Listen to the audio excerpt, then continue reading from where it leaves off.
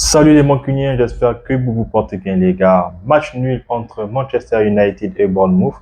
Contre toute attente, Manchester United, au bout du temps additionnel, a tout de même arraché un but, un point inespéré contre Bournemouth parce que Bournemouth était encore largement au-dessus de Manchester United. Et là, il a fallu que Manchester United soit réduit à 10 pour que Manchester fasse le jeu. Donc les gars, on va se retrouver dans cette nouvelle vidéo où, encore une fois, Manchester United a évité une 16e défaite en Première Ligue cette saison. Manchester United, les gars, Manchester United. Encore une fois, les gars, Manchester United nous a fait du Manchester United. Comme ne cessent de le dire les commentateurs, Manchester United est clairement à l'image de sa saison, c'est-à-dire une équipe toujours et toujours inconstante. On ne peut pas s'attendre à ce que Manchester United nous fasse rêver, même si United a tout de même réussi à le faire contre Lyon parce que c'était, on va dire, quelque chose de inespéré. C'est encore une fois des moments fous dans le foot et c'est ce qui fait en sorte que nous qui sommes supporters de Manchester United, nous y croyons parce que malgré les hauts et les bas, surtout avec la calamité de cette saison, très franchement, force à nous, supporters de Manchester United, parce que c'est clairement le grand club qui est à la dérive. Mais bon, qu'est-ce qu'on va faire? Encore une fois, on espère et on se dit que l'année prochaine, ça va aller, ça va aller, ça va aller. On est tellement dépité de revenir là, parler de Manchester United négativement, tellement ça nous fait mal. On a peur, limite, on a donc souvent l'impression que c'est un club qui est maintenant un club de seconde zone. Mais bon, qu'est-ce qu'on va faire? Manchester, c'est notre club de cœur. Le cœur a ses raisons qu'il a raison, ignore les gars. On a choisi United et j'espère, ce que sûr et certain, c'est que Manchester United va donc retrouver limite son passé, limite donc sa gloire d'antan et là, supporters de Manchester United, nous serons contents parce que ce sera à notre tour de rêver. Maintenant, les gars, pour revenir sur le vif du sujet, parce que United a tout de même concédé un match nul, bien évidemment, on va donc s'attarder par la composition qu'a aligné donc Ruben Amorim, parce que dans les buts, encore une fois, c'est Onana. Les gars, Onana, je pense pas qu'il ait eu à faire grand-chose. La seule fois où on a eu besoin de lui, malheureusement, c'est la seule fois où il a encaissé un but. Oui, c'était un but où il était masqué.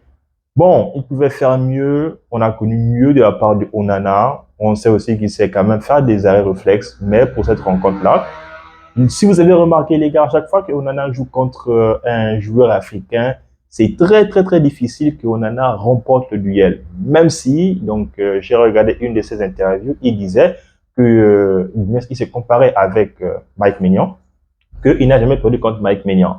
Bon, Mike Maignan, c'est un Français, donc lui, il ne rentre pas dans la catégorie des joueurs qui ont réussi à traumatiser Onana. Si on fait donc, on va dire, l'historique, je pense à, bien évidemment, Ziyech avec Galatasaray, qui a donc cloué des coups francs successifs à Onana. Je pense donc à Onii, qui a donc marqué l'année dernière contre Onana. Aujourd'hui, c'est donc Sémignon. Comme je l'ai dit lors de l'avant-match, Sémignon, c'est quelqu'un qu'il fallait forcément se méfier.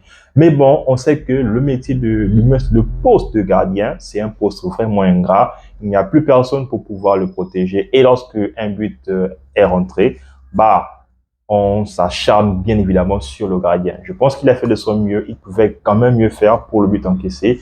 Mais bon, lui aussi, Onana, à l'image de la saison de Manchester United, il nous a fait, dit Onana, pour l'accompagner, les trois défenseurs centraux n'étaient d'autres que Lenny Yoro. Bien évidemment, Ruben Amorim a donc déjoué certainement la composition que je vous ai proposée donc hier pour l'avant-match. Donc Lenny Yoro, Harry Maguire et bien sûr Noussaïr Masraoui.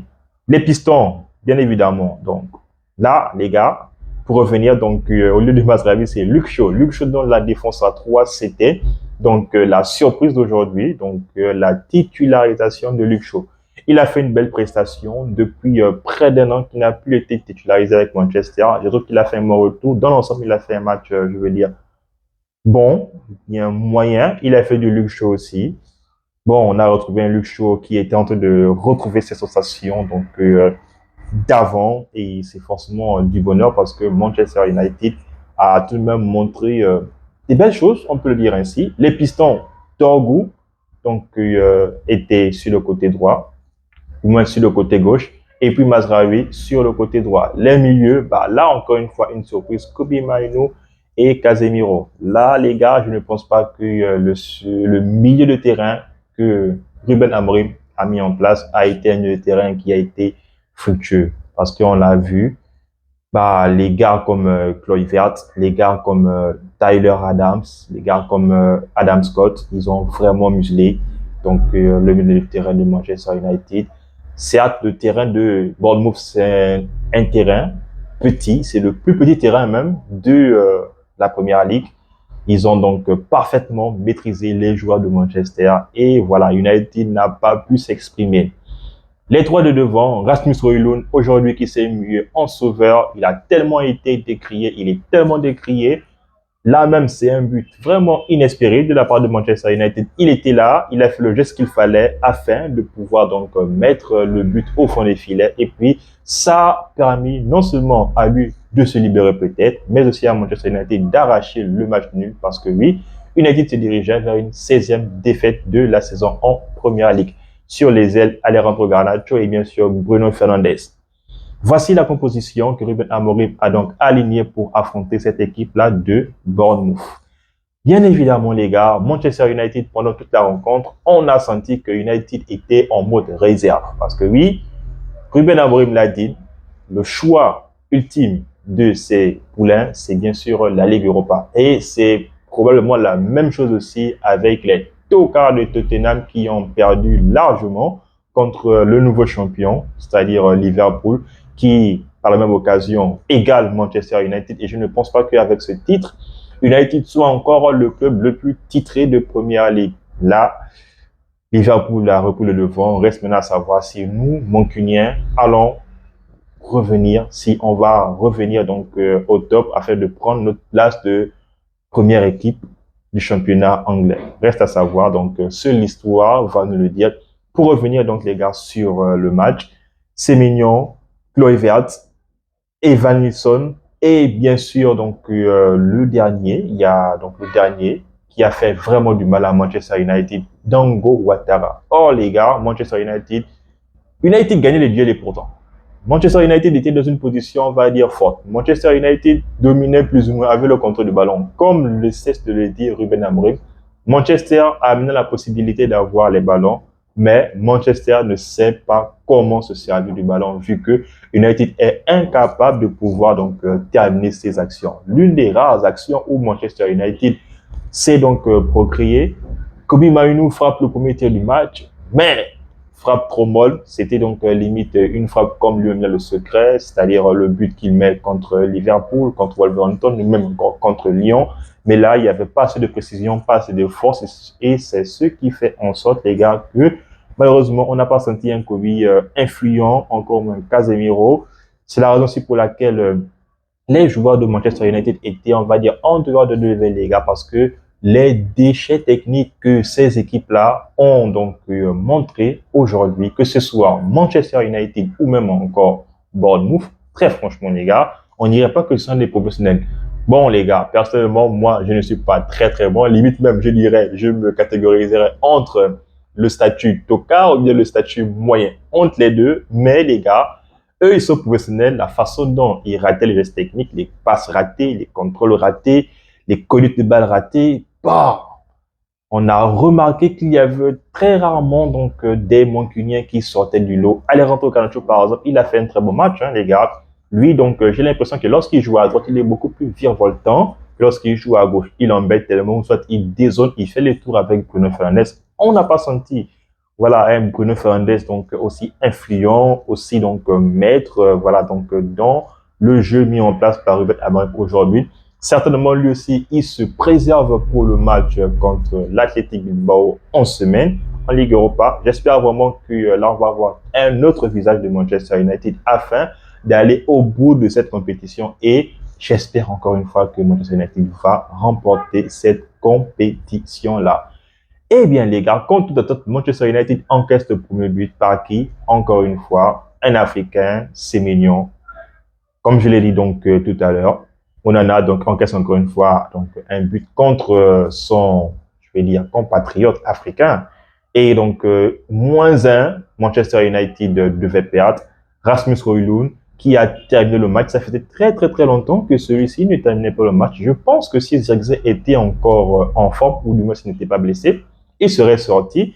Et puis, donc, malheureusement, Manchester United ne pourrait pas donc s'en sortir avec un match nul. À noter aussi, les gars, les faits majeurs de cette rencontre-là, c'est-à-dire donc deux faits majeurs, c'est-à-dire le premier carton rouge qui a été donc tenté d'être, on va dire, regardé à nouveau, c'est-à-dire le rouge potentiel que devait avoir Tyler Adams, il n'a pas eu. Toutefois, en seconde période, c'est son partenaire, c'est-à-dire Evan Nilsson, qui a tout de même eu le carton rouge. Et c'est là où on a maintenant réussi à voir Manchester United. Donc, il faut que l'équipe soit à 10 afin que Manchester domine, afin que Manchester pousse. Et lorsqu'ils sont à 11 contre 11, mais très franchement, les gars, Manchester, c'est que des tocards, limite.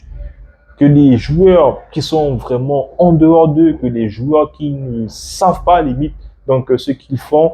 Comme disent donc certaines légendes, limite, ils ne savent pas pourquoi est-ce qu'ils portent ce maillot, pourquoi est-ce qu'ils défendent ce club-là. Donc, c'est vraiment donc difficile pour que Manchester United ait le monopole sur les défenses adverses. Il a fallu qu'il soit à 10. Manchester a poussé des centres et des centres encore et encore. Et c'est la raison pour laquelle je vais donc saluer les remplaçants, surtout un en particulier, c'est-à-dire Manuel Ugarte, parce que c'est le seul qui, pour moi, a réussi à faire une très belle rentrée. Dès qu'il est rentré, les gars, malgré que Borlouf était en quoi 11, on a senti un gars qui est venu avec beaucoup plus de fraîcheur, un gars qui est venu avec beaucoup plus de percussion, un gars qui a donc stabilisé, on va dire, le milieu de terrain de Manchester United. Donc, bien sûr, Casemiro, Mainoo, et donc, bien évidemment, Maguire qui était en dehors donc de level pendant cette rencontre-là, ont été donc remplacés. Et donc, Mount, lui, les gars, faudrait qu'on en parle. Il a donc dit lors de son interview qu'il aimerait avoir beaucoup plus de temps de jeu. Mais le temps de jeu, les gars, il faudrait qu'il soit aussi bon à l'entraînement et il faut aussi qu'il confirme lorsqu'il remplace. Zirkzee le fait parfois. Mais Mount, il a encore raté des actions aujourd'hui. C'est plus le Mount de Chelsea. C'est plus le Mount qui a remporté la Ligue des Champions en 2021. Ce n'est plus le même Mount qui a fait la passe à Kai Havertz afin qu'il remporte la Ligue des Champions en 2021. Bon, oui, il y a la blessure. Oui, peut-être que le membre est traumatisé. Mais malheureusement, ce n'est pas ça, les gars. Dorgu a fait un match moyen, comme je l'ai dit. Bon, est-ce qu'on ne commence pas aussi à voir la limite de Dorgu? C'est un jeune joueur, il sera donc forcément en apprentissage. J'espère que Ruben Amorim va encore le faire évoluer. Lindelof a fait une entrée passable, c'était bien. Yoro a fait un match encore une fois au top, les gars. Lui, il fait vraiment donc des bonnes prestations et il enchaîne donc de bonnes prestations, même s'il a vraiment eu du mal pendant la rencontre. En même temps, l'équipe qui était en face, c'était une équipe qui avait un enjeu, c'était une équipe qui veut jouer l'Europe et c'est la raison pour laquelle Manchester était bousculé. S'il n'avait pas le rouge, je pense que United devait aller à sa 16e victoire. Donc les gars, c'est avec ces mots-là que je terminerai donc cette vidéo. Si vous avez aimé donc cette vidéo-là, n'hésitez pas à me dire en commentaire qui pour vous a été limite donc le joueur le plus marquant pendant cette rencontre. En même temps, moi, je me ferai une joie de vous lire. Sinon, les gars, on s'abonne, on reste en santé, mais aussi et surtout, tous mon cugnac.